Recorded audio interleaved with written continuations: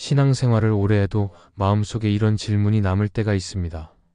나는 정말 성령님과 함께하고 있는가? 단순히 교회에 다니고 예배를 드리고 기도를 한다고 해서 성령이 내 안에 역사하신다고 말할 수는 없습니다. 성령님이 내 안에 계신다는 것은 단순한 감정이 아니라 삶 전체의 방향이 바뀌는 것을 의미합니다. 생각이 바뀌고 반응이 달라지고 말 한마디와 태도 속에서도 하나님이 드러나는 변화가 일어납니다. 성령님이 내 안에 계시다면 그분은 나의 마음을 조금씩 새롭게 만드십니다. 예전에는 분노가 앞섰던 자리에 인내가 자리하고 원망이 있던 마음에 감사가 자라납니다. 누군가 나를 힘들게 해도 그 안에서 하나님의 뜻을 묻는 마음이 생깁니다. 그 변화는 억지로 되는 것이 아니라 성령님이 내 안에서 일하실 때 자연스럽게 일어나는 것입니다. 이 설교는 우리가 진짜로 성령 안에 살고 있는지를 돌아보기 위해 필요합니다. 신앙은 지식이 아니라 관계이며 성령님은 멀리 계신 분이 아니라 매일 우리 곁에 함께 하시는 분입니다. 그러나 우리가 그분의 인도하심에 귀 기울이지 않으면 성령의 사람으로 살아갈 수 없습니다. 오늘은 성령이 내 안에 계신 사람의 삶이 어떤 모습으로 드러나는지를 함께 나누며 우리의 믿음이 단순한 고백이 아니라 실제로 살아있는 관계가 되기를 소망합니다. 첫째, 성령이 있는 사람은 판단보다 기도를 먼저 합니다. 사람의 본성은 상황을 보면 곧 판단하려는 쪽으로 기울어집니다. 어떤 일이 일어나면 이유를 찾고 누가 잘못했는지 따지고 나의 기준으로 옳고 그름을 가르려 합니다. 그러나 성령이 있는 사람은 그렇게 행동하지 않습니다. 판단하기보다 먼저 하나님께 묻습니다. 감정이 앞서기보다 무릎이 먼저 꿇어집니다. 그 이유는 성령님이 내 안에 계시기 때문입니다. 성령님은 우리에게 분별력을 주시지만 동시에 겸손함을 가르치십니다. 우리가 함부로 판단하지 않도록 먼저 하나님 앞에서 마음을 잠잠하게 하십니다. 성경에서도 판단보다 기도가 먼저였던 사람이 있습니다. 바로 다윗입니다. 그는 수많은 오해와 모함을 받았지만 자신을 변호하려 하지 않았습니다. 사울이 자신을 죽이려 할 때조차 그는 복수하지 않았습니다. 그 대신 하나님께 나아가 이렇게 기도했습니다. 주님, 제 마음을 아시니 제 원수를 주님께 맡깁니다. 다윗은 억울한 상황 속에서도 자신의 판단보다 하나님의 판단을 기다렸습니다. 그래서 하나님은 그를 이스라엘의 왕으로 세우셨습니다. 성령이 있는 사람은 상황보다 마음을 먼저 살핍니다. 사람의 말보다 하나님의 음성에 귀를 기울입니다. 성령님은 우리에게 언제나 이렇게 말씀하십니다. 잠시 멈추고 기도하라. 판단보다 기도가 먼저 나올 때 마음은 다투는 자리에서 벗어나 평안의 자리에 머물게 됩니다. 기도는 단순히 입을 여는 것이 아니라 내 마음을 하나님 앞에 내려놓는 행위입니다. 내 생각이 옳다고 주장하기보다 하나님의 뜻이 무엇인지 기다리는 태도입니다. 우리는 종종 판단을 통해 문제를 해결하려 하지만 진짜 변화는 기도 속에서 시작됩니다. 판단은 상대를 바꾸려 하지만 기도는 내 마음을 먼저 바꿉니다. 판단은 감정의 결과이지만 기도는 성령의 열매입니다. 성령님은 우리가 감정에 이끌리지 않도록 도우십니다. 다른 사람의 잘못을 보기보다 내 안의 연약함을 먼저 보게 하십니다. 그래서 성령이 있는 사람은 다툼보다 중보를 택합니다. 공격보다 용서를 선택합니다. 기도는 문제를 외면하는 것이 아니라 하나님의 시선으로 다시 바라보는 일입니다. 판단은 상황을 좁게 보게 만들지만 기도는 시야를 넓혀줍니다. 내가 옳다는 확신이 강할수록 하나님 앞에 더 겸손히 서야 합니다. 하나님은 언제나 우리의 마음을 보시며 기도하는 사람의 중심에 성령의 평안을 부어주십니다. 예수님도 사람을 판단하지 않으셨습니다. 오히려 그들을 위해 기도하셨습니다. 십자가 위에서도 자신을 조롱하는 자들을 향해 말씀하셨습니다. 아버지여, 저들을 용서하소서. 그들은 자기들이 하는 일을 알지 못합니다. 이 기도는 세상적 기준으로 보면 이해할 수 없는 행동이었습니다. 하지만 그것이 바로 성령이 주시는 사랑의 본질이었습니다. 우리의 삶에서도 성령님은 이런 기도를 원하십니다. 누군가를 향한 불편한 마음이 생길 때 먼저 판단하지 말고 조용히 기도하는 것입니다. 주님, 제가 이 상황에서 무엇을 배우게 하시려 합니까? 저 사람을 향한 제 마음을 주님의 마음으로 바꿔주세요. 이런 기도가 쌓이면 하나님은 그 관계 속에서 놀라운 변화를 이루십니다. 성령이 있는 사람은 말보다 기도를 택합니다. 왜냐하면 말은 상처를 남기지만 기도는 치유를 남기기 때문입니다. 판단은 다툼을 키우지만 기도는 평화를 만듭니다. 우리가 먼저 기도하면 하나님은 우리의 마음을 낮추시고 상황을 새롭게 바꾸십니다. 그래서 성령이 있는 사람의 특징은 언제나 같습니다. 문제를 보기보다 먼저 무릎을 꿇는 사람, 이해하지 못해도 하나님께 맡기는 사람, 그 사람이 바로 성령으로 사는 사람입니다. 기도는 하나님의 일을 사람의 방법으로 바꾸는 것이 아니라 사람의 마음을 하나님의 방법으로 바꾸는 시간입니다. 판단보다 기도가 먼저일 때 삶의 방향이 달라집니다. 성령님은 그런 사람 안에 깊이 거하시며 그 마음을 통해 세상에 하나님의 평화를 흘려보내십니다. 하나님은 지금도 판단보다 기도를 택하는 사람을 찾고 계십니다. 그 한 사람을 통해 무너진 관계가 회복되고 닫힌 길이 열립니다. 그러므로 어떤 상황에서도 판단보다 기도를 먼저 드리십시오. 그 순간 성령님은 당신 안에서 조용히 일하고 계실 것입니다. 둘째, 성령이 있는 사람은 비난받아도 마음의 평강을 잃지 않습니다. 사람에게 가장 어려운 순간은 억울한 말을 들을 때입니다. 아무 잘못이 없어도 오해받을 때, 진심이 왜곡될 때, 우리는 본능적으로 마음이 흔들립니다. 그때 대부분의 사람은 스스로를 변호하려 하거나 감정적으로 반응합니다. 하지만 성령이 있는 사람은 다르게 반응합니다. 상황이 아니라 하나님께 시선을 고정합니다. 그래서 비난의 한가운데서도 마음을 잃지 않습니다. 성령님은 우리의 감정보다 더 깊은 곳에 평안을 주시는 분이시기 때문입니다. 성경은 이 평강이 단순한 감정이 아니라 하나님이 주시는 능력이라고 말합니다. 예수님께서 십자가에 달리시기 전 제자들에게 하신 말씀이 있습니다. 내가 너희에게 평안을 주노니 내가 주는 평안은 세상이 주는 것과 같지 않다. 이 평안은 환경에 따라 변하지 않는 평안입니다. 세상이 주는 평안은 문제가 없을 때만 유지되지만 하나님이 주시는 평안은 문제가 있을 때도 마음을 붙들어 줍니다. 성령이 있는 사람은 이 평안을 안에서 누립니다. 요셉의 삶을 떠올려 봅시다. 그는 형들에게 배신당했고 누명을 쓰고 감옥에 갇혔습니다. 억울함이 쌓이면 원망이 나올 법도 했지만 요셉은 하나님을 원망하지 않았습니다. 오히려 매 순간 하나님이 함께 하신다는 사실을 믿었습니다. 그 믿음이 그의 마음을 지켰습니다. 그가 감옥에서도 흔들리지 않았던 이유는 상황이 편해서가 아니라 마음속 깊은 곳에 성령께서 주시는 평강이 있었기 때문입니다. 성령이 있는 사람은 비난을 들을 때 그 안에서 하나님의 뜻을 먼저 묻습니다. 왜 이런 일이 내게 일어나는가가 아니라 이 일을 통해 하나님께서 무엇을 이루려 하시는가를 생각합니다. 그 마음이 생기면 억울한 일 속에서도 인내할 힘이 생깁니다. 성령님은 우리의 감정을 억누르지 않습니다. 대신 그 감정이 우리를 삼키지 않게 지켜주십니다. 마음이 흔들릴 때마다 주님의 시선을 떠올리게 하시고 감정보다 믿음이 앞서게 하십니다. 비난받는 순간은 신앙의 진짜 깊이가 드러나는 시간입니다. 평안은 문제가 없는 상태가 아니라 문제 속에서도 하나님이 여전히 나와 함께 하신다는 확신입니다. 성령이 있는 사람은 이 확신으로 살아갑니다. 그래서 외부의 말보다 하나님의 음성에 더 귀 기울입니다. 다른 사람의 시선보다 하나님이 나를 어떻게 보시는지가 더 중요합니다. 우리의 일상에서도 비슷한 순간이 자주 찾아옵니다. 오해받을 때, 이유 없이 불이익을 당할 때, 억울한 말을 들을 때 마음이 요동칩니다. 그때 성령이 있는 사람은 이렇게 기도합니다. 주님, 제 마음이 상하지 않게 해주세요. 사람의 말보다 주님의 음성에 집중하게 해주세요. 그렇게 기도할 때 하나님은 내 마음 깊은 곳에 평안을 주십니다. 억울함이 사라지지 않아도 마음은 더 이상 흔들리지 않습니다. 그것이 바로 성령께서 주시는 평강의 열매입니다. 성령이 없는 사람은 상황이 평온해야 평화를 느낍니다. 그러나 성령이 있는 사람은 상황이 요동쳐도 마음은 잔잔합니다. 바람은 여전히 불지만 그 안의 바다는 흔들리지 않습니다. 예수님이 풍랑 속에서도 잠드실 수 있었던 이유가 바로 그것입니다. 성령이 있는 사람은 그분처럼 외부의 소리에 휘둘리지 않고 하나님의 주권을 신뢰하며 안식합니다. 비난은 누구에게나 상처가 됩니다. 하지만 그 상처를 통해 우리는 더 깊은 신앙의 자리로 들어갑니다.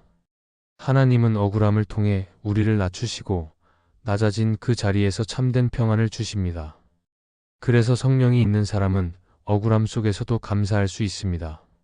내 감정을 주님께 맡길 때 주님은 그 마음에 평안을 채워주십니다. 사람의 말은 일시적이지만 하나님의 평강은 영원합니다. 성령이 있는 사람은 세상의 평가보다 하나님의 평안을 더 소중히 여깁니다.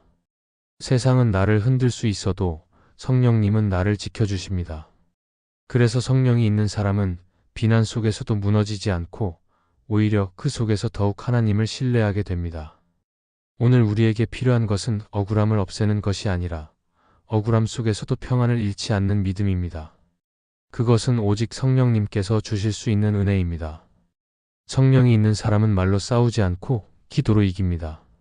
그리고 그 마음에는 하나님께서 주신 잔잔한 평강이 흐릅니다. 아무리 세상이 흔들려도 성령이 주신 평강은 결코 사라지지 않습니다. 그 평강이 우리 마음의 중심을 지킬 때 우리는 어떤 상황에서도 무너지지 않습니다. 셋째, 성령이 있는 사람은 왜 보다 이 일을 통해 무엇을 배우게 하실까를 묻습니다. 사람은 고난이나 예기치 못한 일을 만나면 본능적으로 이유를 찾습니다. 왜 이런 일이 생겼을까? 왜 하필 나일까? 왜 하나님은 침묵하실까? 그러나 성령이 있는 사람은 그 질문에서 한 걸음 더 나아갑니다. 왜가 아니라 무엇을 배우게 하시려는지 묻습니다. 성령님은 우리에게 상황의 이유보다 그 안에서 자라갈 의미를 보게 하십니다. 그래서 성령이 있는 사람은 고난 속에서도 낙심보다는 깨달음을, 원망보다는 성숙을 선택합니다. 요셉의 삶을 다시 떠올려 봅시다. 그는 형들의 시기 때문에 팔려갔고 억울한 누명을 쓰고 감옥에 갇혔습니다. 그의 인생에서 왜라는 질문은 셀 수 없을 만큼 많았을 것입니다. 그러나 그는 그 질문을 붙들지 않았습니다. 오히려 그 속에서 하나님이 무엇을 하시는지를 바라보았습니다. 그래서 요셉은 훗날 형들을 다시 만났을 때 이렇게 말했습니다. 당신들은 나를 해하려 했으나 하나님은 그것을 선으로 바꾸셨습니다. 이 고백은 단순한 긍정의 말이 아니라 성령 안에서 깊이 깨달은 신앙의 고백이었습니다. 성령이 있는 사람은 눈에 보이는 이유를 넘어 하나님이 이루실 뜻을 바라봅니다. 우리가 삶에서 마주하는 많은 일들은 쉽게 이해되지 않습니다. 때로는 너무 아파서 묻고 싶을 때가 있습니다. 하나님, 왜 제게 이런 일이 일어났습니까? 그러나 시간이 지나면 알게 됩니다. 그 일이 없었다면 지금의 내가 없었다는 것을. 성령님은 고통의 순간을 낭비하지 않게 하십니다. 눈물의 시간을 통해 겸손을 배우게 하시고 기다림 속에서 믿음을 단단히 세워가게 하십니다. 그러므로 성령이 있는 사람은 상황보다 그 속에서 이루어질 하나님의 계획을 바라봅니다. 우리의 신앙은 하나님께 이유를 따지는 것이 아니라 하나님 안에서 의미를 찾아가는 여정입니다. 성령님은 우리가 왜라는 질문 속에 머물지 않도록 도우십니다. 대신 이렇게 마음에 말씀하십니다. 이 일을 통해 너는 무엇을 배우고 있느냐? 그 물음 앞에 멈춰서면 우리의 시선이 달라집니다. 억울했던 마음이 겸손으로 바뀌고 불안했던 마음이 평안으로 변합니다. 성령이 있는 사람은 상황을 이해하지 못해도 하나님이 실수하지 않으신다는 사실을 믿습니다. 다윗도 억울한 일과 고난 속에서 수없이 왜를 묻고 싶었을 것입니다. 하지만 그는 시편에서 이렇게 고백했습니다. 고난당한 것이 내게 유익이라. 이 말씀은 성령이 주시는 통찰입니다. 다윗은 고난을 통해 하나님을 더 깊이 알게 되었습니다. 하나님은 고난을 통해 우리를 낮추시고 낮아진 마음을 통해 더 크고 깊은 은혜를 부어주십니다. 성령이 있는 사람은 상황이 아니라 하나님께 집중합니다. 문제의 이유보다 하나님의 목적을 봅니다. 왜 나에게 이런 일이 일어났는지를 고민하기보다 이 일을 통해 하나님이 어떤 사람으로 나를 세우실지를 묻습니다. 그 태도가 바로 믿음의 성숙입니다. 하나님은 우리의 인생에서 아무 일도 헛되게 하지 않으십니다. 모든 일은 결국 선을 이루는 재료가 됩니다. 우리의 일상 속에서도 이런 질문을 바꿔야 할 때가 많습니다. 직장에서, 가정에서, 관계 속에서 어려움이 올 때 우리는 습관처럼 왜 나만이라고 말합니다. 그러나 성령님은 그 순간 마음에 조용히 속삭이십니다. 이 일을 통해 너는 무엇을 배우게 될까? 그 질문으로 방향을 바꾸면 마음이 달라집니다. 억울했던 상황이 오히려 하나님을 더 깊이 경험하는 기회가 됩니다. 성령이 있는 사람은 인생의 고비마다 배우는 사람이 됩니다. 하나님은 언제나 교사의 자리에서 우리를 성장시키고 계십니다. 그래서 고난은 단순히 아픔이 아니라 믿음의 교과서입니다. 우리는 그 속에서 인내를 배우고 감사의 깊이를 배우며 하나님을 신뢰하는 법을 배웁니다. 성령님은 고난을 통해 우리를 무너뜨리는 것이 아니라 단단하게 세워 가십니다. 결국 성령이 있는 사람은 묻는 질문이 다릅니다. 왜 이 일이 일어났습니까? 가 아니라 이 일을 통해 제 마음을 어떻게 바꾸기 원하십니까? 라고 기도합니다. 그 기도 속에서 하나님은 새로운 길을 여십니다. 우리가 상황의 이유를 다 알 수는 없지만 성령님은 그 속에서도 늘 일하고 계십니다. 그러므로 어떤 상황에서도 왜라는 질문에 머물지 말고 무엇을 배우게 하시려는지를 묻는 신앙으로 살아가야 합니다. 그때 하나님은 당신의 인생을 훈련의 자리가 아닌 성장의 자리로 바꾸실 것입니다. 성령이 있는 사람은 그렇게 하나님의 뜻을 배워가며 점점 그분을 닮아갑니다. 넷째, 성령이 있는 사람은 자신의 계획이 무너져도 낙심하지 않습니다. 인간은 누구나 계획을 세우며 삽니다. 내일의 일을 준비하고 앞으로의 방향을 정하며 내가 원하는 대로 일이 풀리기를 바랍니다. 그러나 현실은 언제나 우리의 뜻대로 흘러가지 않습니다. 잘 세워둔 계획이 무너질 때가 있습니다. 기대하던 길이 막힐 때도 있습니다. 그럴 때 대부분의 사람은 낙심하거나 불평합니다. 그러나 성령이 있는 사람은 다르게 반응합니다. 계획이 무너질 때 그것을 실패로 보지 않고 하나님의 새로운 인도하심으로 바라봅니다. 성령님은 우리가 세운 길이 아니라 하나님이 정하신 길로 가게 하시기 때문입니다. 성경 속 바울의 삶이 그렇습니다. 그는 아시아 지역으로 복음을 전하려 했지만 성령께서 그 길을 막으셨습니다. 바울은 이유를 몰랐습니다. 하지만 기도하며 기다렸을 때 환상 가운데 마게도냐 사람이 나타나 건너와서 우리를 도우라라고 외쳤습니다. 그 길이 바로 유럽 선교의 시작이 되었습니다. 바울의 계획은 막힌 것처럼 보였지만 하나님은 더 큰 길을 준비하고 계셨던 것입니다. 성령이 있는 사람은 이런 상황에서도 조급해하지 않습니다. 왜냐하면 자신의 길이 막힐 때조차 하나님의 길은 여전히 열려 있음을 믿기 때문입니다. 우리의 삶에서도 이런 경험이 자주 있습니다. 최선을 다했는데 결과가 뜻대로 되지 않을 때 하나님이 왜 허락하지 않으셨는지 이해되지 않을 때가 있습니다. 하지만 시간이 지나면 깨닫게 됩니다.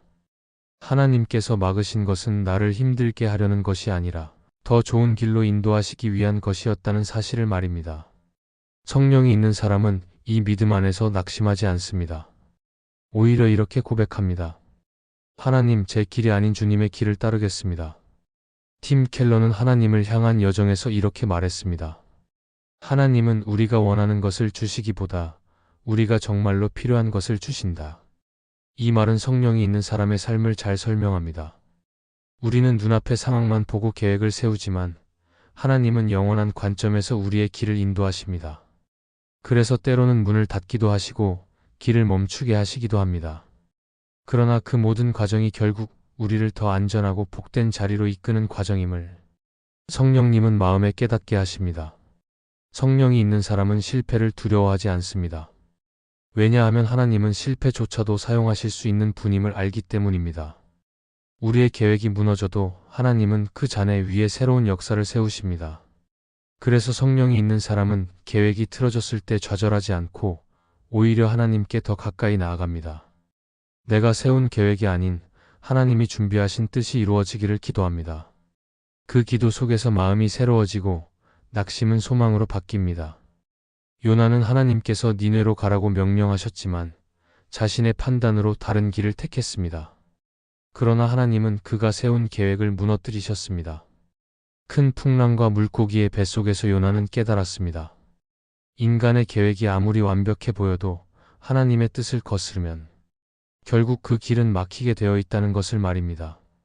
그러나 동시에 하나님은 그 실패를 사용하셔서 요나를 다시 일으키셨습니다. 성령이 있는 사람은 이처럼 실패 속에서도 하나님의 손길을 봅니다. 낙심하지 않고 다시 순종의 자리로 나아갑니다. 성령님은 우리의 마음을 다스리시며 이렇게 말씀하십니다. 지금은 이해되지 않지만 이 길이 끝나면 너는 나를 더 깊이 알게 될 것이다. 이 음성을 붙잡는 순간 무너진 계획은 더 이상 절망의 원인이 아니라 하나님의 뜻을 깨닫는 통로가 됩니다. 그래서 성령이 있는 사람은 인생의 변화를 두려워하지 않습니다. 계획이 틀어질 때마다 하나님이 무엇을 새롭게 하실지를 기대합니다. 우리의 신앙은 계획이 완벽하게 이루어질 때 자라는 것이 아니라 계획이 무너질 때 하나님을 신뢰함으로 자랍니다. 성령이 있는 사람은 그 과정을 알고 있습니다. 그래서 낙심하는 대신 믿음으로 나아갑니다. 실패한 자리에 머물지 않고 다시 하나님의 뜻을 구하며 걸어갑니다. 하나님은 그 사람을 통해 무너진 자리를 회복시키시고 주님의 영광을 드러내십니다. 결국 성령이 있는 사람은 자신의 계획보다 하나님의 뜻을 더 신뢰합니다. 인간의 계획은 언제든 변할 수 있지만 하나님의 계획은 결코 실패하지 않기 때문입니다. 그러므로 우리가 세운 길이 무너질 때는 낙심하지 말고 그 자리에 잠시 멈추어 하나님께 물어야 합니다. 주님, 지금 이 길에서 무엇을 새롭게 하시려 합니까? 그때 성령님은 당신의 마음을 평안으로 채우시고 다시 일어설 힘을 주십니다. 그리고 시간이 지나면 그 무너짐이야말로 하나님이 당신을 새롭게 세우신 시작이었다는 것을 깨닫게 될 것입니다. 이 말씀이 마음의 은혜가 되셨다면 좋아요와 구독으로 함께 해주세요. 그리고 댓글에 아멘이라고 남겨주시면 하나님의 은혜가 더 많은 사람들에게 전해질 것입니다. 여러분의 삶 위에 하나님의 은혜가 언제나 함께 하시기를 바랍니다. 감사합니다.